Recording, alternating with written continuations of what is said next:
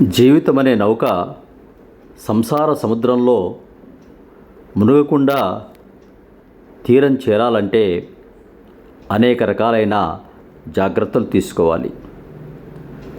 ఆ నౌకకు సూక్ష్మమైన రంధ్రాలు కూడా లేకుండా చూసుకోవాలి. చిన్న రంధ్రమే కానీ వదిలేస్తే అది నడిసంద్రంలో నౌకలోనికి నీళ్లు వచ్చి ఆ నౌకను ముంచి తీరం చేరకుండా చేస్తుంది. అలాగే మన జీవితం అనే నావ ఈ సంసార సముద్రాన్ని ఇది అవతలి గట్టుకు చేరాలంటే కూడా మనలో చిన్న చిన్న లోపాలు కూడా లెక్కలోనికి వస్తాయి. ఆ లోపాలు లేకుండా జీవించడానికి మనం అనేక రకాల ప్రయత్నాలు చేయాలి.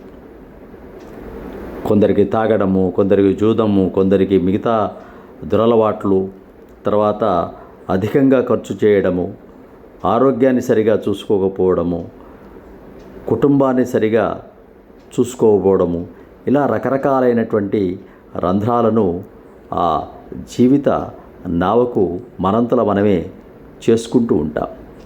ఈ చిన్న పొరపాటే కదా, ఈ చిన్న అలవాటే కదా, నాకేమవుతుంది అనే లాపరవా చేస్తాం, అంటే అశ్రద్ధ చేస్తాం. అలా అశ్రద్ధ చేయడం వల్ల జీవిత నౌక సంసార సాగరం మధ్యలోనే మునిగిపోతుంది. మనం మునిగిపోయినా పర్వాలేదు, కానీ మనల్ని నమ్ముకొని ఆ పడవ ఎక్కినటువంటి భార్యాబిడ్డలు, తల్లిదండ్రులు అందరినీ కూడా నట్టేట్లో ముంచి మనం వెళ్ళిపోవలసిన పరిస్థితి ఏర్పడుతుంది. అందుకే ఈ జీవన నౌకాయానంలో జీవితంలో ఎలాంటి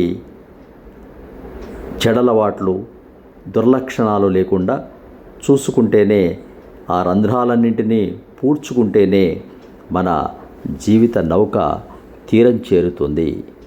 అది గమనించి ఇప్పటికైనా జీవితంలో ఎలాంటి పొరపాట్లు చేయకుండా, ఇబ్బంది పడకుండా చక్కగా నావ సాగే ఏర్పాటు చేసుకునే ప్రయత్నం చేద్దాం. సబ్స్క్రైబ్ ఆచార్య శ్రీ సూక్తి ఛానల్. శుభం భూయాత్. సమస్త సన్మంగళాని భవంతు. స్వస్తి.